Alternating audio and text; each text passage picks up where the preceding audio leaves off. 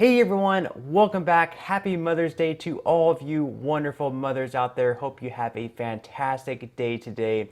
So with the debt ceiling deadline just 2 weeks away, we're going to be covering whether or not they're going to be able to raise it. The two sides are still far apart, and we have experts weighing in on a major warning to Social Security beneficiaries, so we're going to be covering that in today's video. But before we get into the main content of today's video, if you wouldn't mind helping me out real quickly by just giving this video a like, that just helps out with the good old YouTube algorithm, and also consider subscribing to my channel if you have not already. Okay, so last week the House Speaker Kevin McCarthy said, hey, Joe Biden and everyone else, we have until next week to reach some sort of an agreement in order to allow us time to raise the debt ceiling. If not, we are going to default on our debts. And again, if we default on our debt, that's going to bring severe consequences to our economy. We could have the stock market dropping off quite a bit. And according to some experts, Social Security payments should still be going out at some point, but it's very possible that they could be delayed. We don't know how long they are going to be delayed, but they definitely need to make sure to get this all in order.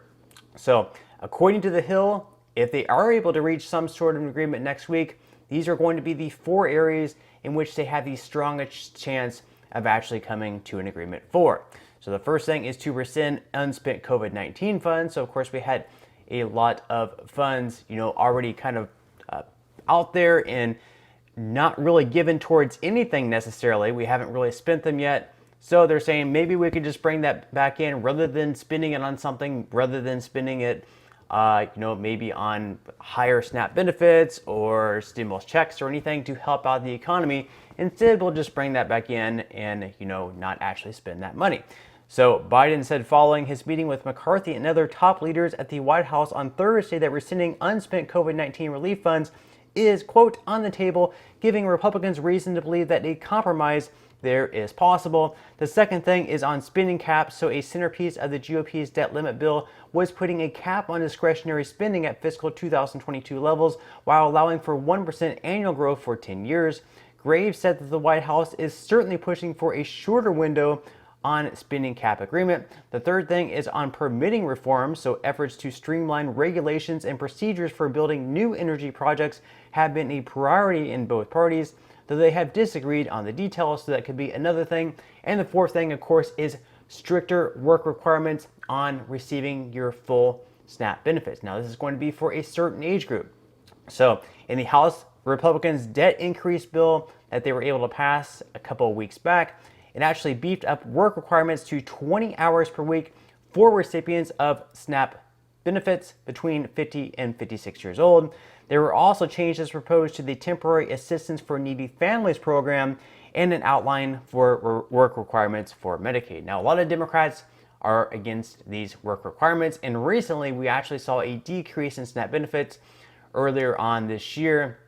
It was actually a decrease for $95 for a lot of people, and for some of the bigger families, the decrease was as big as $250.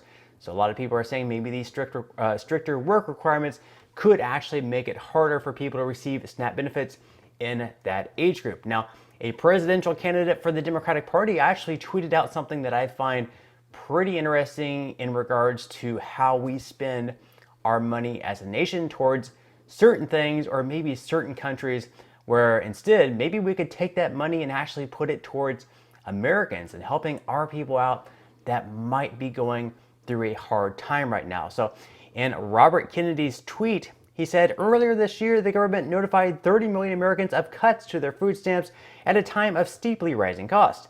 Too bad we can't afford to feed people. But hold on, military aid to Ukraine thus far equals an entire year of food stamps for 41 million Americans. People are going hungry to fund a war that doesn't serve any vital U.S. interest. Most of the hungry are children and minorities. Time to reorder our priorities. So, interesting tweet there. And of course, we had a reply. He said, feeding Americans? How about spending $80 billion on hiring more IRS auditors?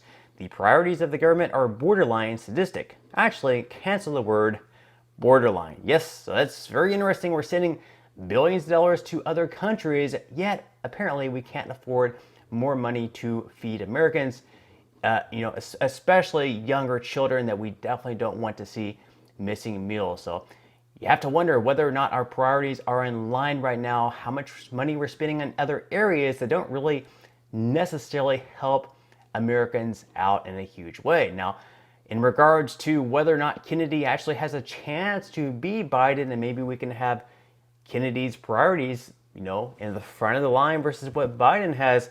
Well, according to recent polls, those chances aren't too strong because Biden is beating Kennedy on an average of 64.7 to 19.7%. So not too strong of chances for Kennedy there. Obviously, that could always change. Now, in regards to the timeline, again, we have 2 weeks to raise the debt ceiling. And by next week, we did have the House Speaker Kevin McCarthy saying they need to reach an agreement in order to have the time to write the bill, pass it to the House, pass it through the Senate, and send it to Biden's desk to be signed into law.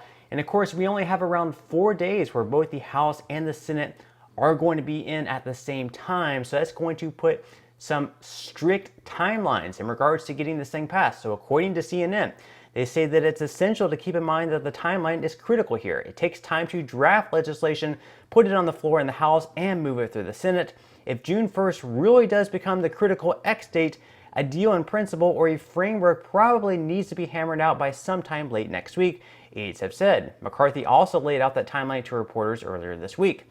And while there are only 4 days when lawmakers are scheduled to be in D.C. together, it's possible members could be called back if a deal is made and a vote needs to happen, and principals can always work through recesses, stay in town, or negotiate over the phone. So it seems like apparently maybe some of these lawmakers might have to stay in Washington more than a few days per week than usual. Oh, those poor people, I don't know how they're going to make it. Now, if they're not able to raise the debt ceiling, we have a lot of experts saying that perhaps Social Security beneficiaries should be preparing now, although 2 weeks really isn't a lot of time to prepare.